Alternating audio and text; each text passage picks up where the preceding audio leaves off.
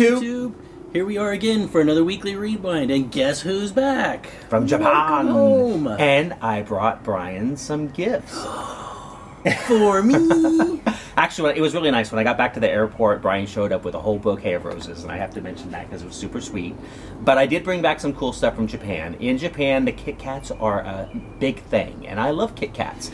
And I actually got some green tea Kitkats. I got some cheesecake Kitkats. They even make a rum raisin. They make wasabi, and they make... This was for Brian because I don't really like the chili, but chili peppers. I like hot things, but that might be taking it just a notch too far. Sweet potatoes and strawberry maple. And there was actually a whole bunch of other flavors, but I don't have enough money to buy every single flavor. But we are going to be making a video later today with the kids on the different Kit Kats and how they taste and if it's actually even worth the money. So that should be kind of fun, huh? Did they have pizza flavor? No, there's no pizza flavor. Well, they don't have every flavor then, do they? And I actually brought back a gift for me. Brian, of course, is going to wear them. But these are the coolest Star Wars underwear in the universe. And I'm actually looking forward to seeing Brian. That's a lot going on your butt, YouTube. I'm looking forward to Brian putting these on and me taking them off. That makes your butt look like a billboard. Okay, now on to the serious stuff. Yeah, so in serious news, all anybody can talk about now is Indiana's, what are we calling it? The Religious Protection Bill? The hate bill? Yeah, so the Religious Freedoms Bill. Yeah. So they passed it, and this is really, really, really not a good thing, and I can't just... It blows my mind how they can't see how this before you go blows into up in it their too face. far, can we explain to people who really don't know what the bill is? I'm not even sure. Okay, I so totally let understand. me explain the bill. The bill basically gives religious organizations or groups the right to discriminate against LGBT people. So basically, if you own a restaurant or you have a business in Indiana, if a gay couple comes into your establishment and you don't want to serve them, you legally now can tell them to leave. That's pretty much what the bill does. And now the governor says that it doesn't include businesses. It doesn't include businesses. Which I think is just That's the whole purpose of the bill. But that's what he's been going around in the news. Okay, yeah. But before we get into what the governor's backtracking now, who's all come out against it? A whole lot of people have pretty much said, we're not doing any business with Indiana. From Mark Bianoff, who runs a really large company by the name of Salesforce, has just said, well, we are not going to force our employees to travel to Indiana. We're not doing business with Indiana. Yeah. Angie's List just pulled out their corporate headquarters out of Indiana. Apple. Apple has, I don't know if they've removed facilities, but they have definitely come out against it. We have George Takei, who's calling for a statewide boycott. And the mayor of San Francisco has said that they will not do any business with the state of Indiana. They will not send any employees there or do any business with the state. And we have major sporting organizations and gamer conventions that are saying, we're not going to hold our events in your state. Yeah, and Christian groups. There's actually a pro-LGBT Christian group that actually holds their convention in Indiana, and they had already set up to do a 2017 convention there, have said that they're no longer going to do that, and it's going to cost the state something like $6 million, which is quite a bit. And I think actually this is where you can hurt states like Indiana when they come up with discriminatory laws. You basically take the money away. And, you know, all the things that they're saying would not happen are already starting to happen. Yeah.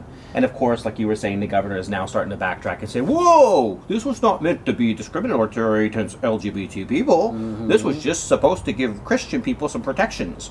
Which he's basically backpedaling now, saying he's going to put some legislation in that's going to basically protect gay people, which is a bunch of bullshit. We all know he's lying and he's full of crap. But for there to be such a large response to this is actually a really good thing. I know people tend to kind of poo-poo boycotts, but it's actually given the other states that are considering their legislation pause. I actually think one state already was not able to pass it because of this, which is actually kind of cool. Because as soon as Indiana announced that they were drafting their law, a whole bunch of other states went, that's a really good idea, we'll make our own. When Miley Cyrus comes swinging in like a wrecking ball, I guess people take notice.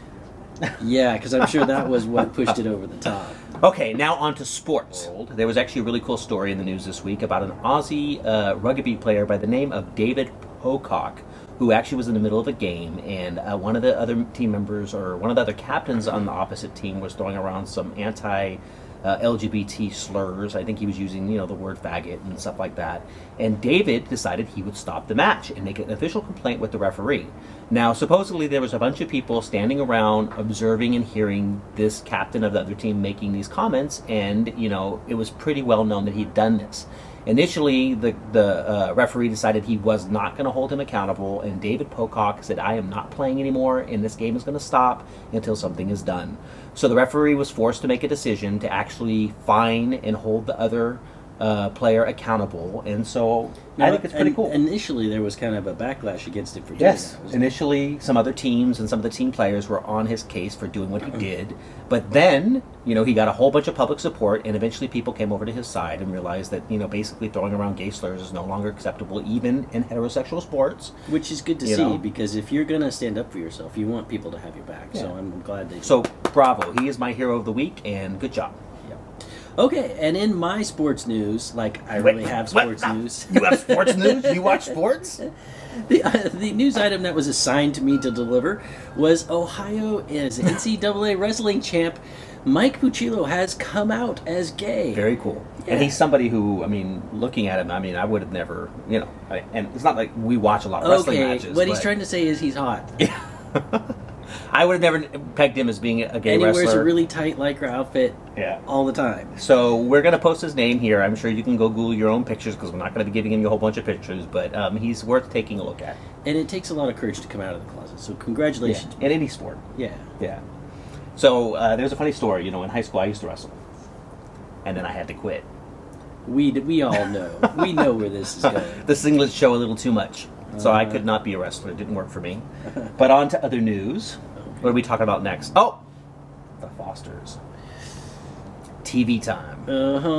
I hate season endings and cliffhangers, and that's exactly what we have in The Fosters. Don't do any giveaways. But The Fosters, actually, the last episode of the season was actually really good. And there's a connection between Jude and, what's the other boy's name? Oh, crap. I can't remember his name now. His friend who's now his boyfriend. Yeah. Jude has fallen in love with another young man on the show. We talked about the big kiss that had all the controversy. Yeah. Well, there was this whole situation where one of them got shot, and it was super stressful the last episode. And then in this episode, Jude's boyfriend's in the hospital, and he came out to his dad as being gay. Now, his dad kind of rejected Jude and said that he didn't want him anywhere near his son.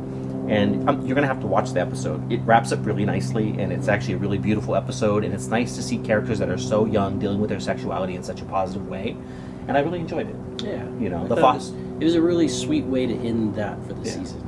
The Fosters is definitely one of those series that gives a really good perspective on what it means to be gay in a gay family, parents raising kids, young gay characters. I really, really enjoy it. Yeah, it's not just like Gay Austin's Creek. It really is a show that has a lot of heart in it. Yeah, it has a lot of heart.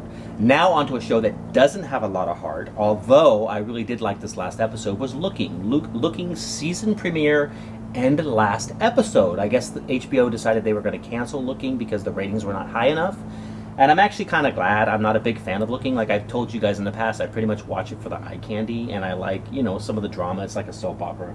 There's only one reason you watch Looking, and that's Russell Tovey. Yeah, Russell Tovey. And I know some of you guys gave me some crap for defending him in our last video, but I'm a huge fan of Russell Tovey, and I think he's done more for LGBT rights than he's hurt. It's those ears, man. Those ears just send you over the moon. Ears, butt, ears, butt, ears, butt. Kind of a hard, comparison there. And then the accent's nice, You're too. Perfect. And then the accent's pretty nice. But Looking has been canceled. There will be no more episodes, but I hear they're going to do a 2-hour movie to wrap it up. So in that sense, it's good.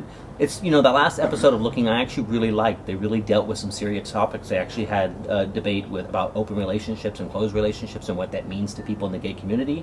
And I actually thought they did a really good job for the last episode. I think if they had done more shows like last night's episode with more substance, the show would have lasted. And if the characters had actually developed over time, they didn't do really that develop so over 2 seasons. No. Yeah. Now, on to Kill the Gays. Yeah, something we really have been kind of quiet on around here, but there's actually an Orange County lawyer managed to get a proposal through the system that gays should be shot in the head, to make it criminal to be gay.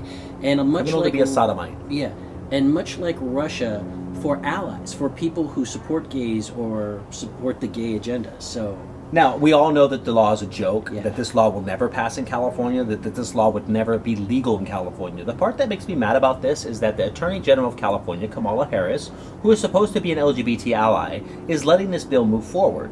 Now, my question is, she's saying that she has no power to stop this. Why not? How come you can't stop it? But Kamala Harris has always been an ally. I can't imagine that if there was something that she could do that she wouldn't do. There's no way that it's legal to put certain laws up for a vote on a state ballot, no matter what the law is. There has to be an exception to that. You don't see laws that are anti-black people, anti-immigrants, anti-women. This is true. So why is it that the laws, when it comes to gay people's rights, like Prop 8, do the state and the politicians feel it's okay to let a law like that move forward? And it's not like it's like some ambiguously worded proposition like Prop 8. It's hate. This is, we are going to shoot people in the head. Yeah, so the government is allowing hate legislation to move forward in California. And you're telling me that all these senators and congressmen and the governor in California cannot stop a law like this to go to the vote? It goes to show two things. One, that just like Prop 8, you can't sit back in California and say, oh, that'll never happen here, because that's when stuff does happen you think won't. And two, the scary part is that there's a certain amount of people that are like, yeah, I'll vote for that. Yeah. And that's right here But at the your problem backyard. I get is the fact that politicians who supposedly represent the LGBT community will allow this legislation to even move forward. This should be dead on arrival. This should never move forward in a state like California. Just like they don't allow stuff that affects black people, Latinos, or women to move forward. There's no reason why a gay bill like this should ever see paper. And the fact that our politicians don't all come together right now and pass legislation that would stop this shows the intent of politicians in California.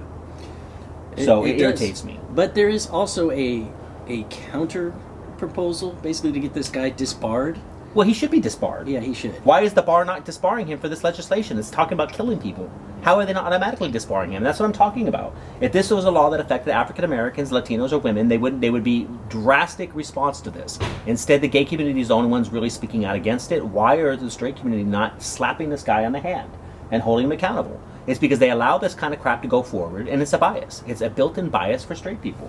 Yeah. And it irritates the hell out of me. Well, you can't just sit back and say this guy's a joke. I mean, there really does have to be a response to it.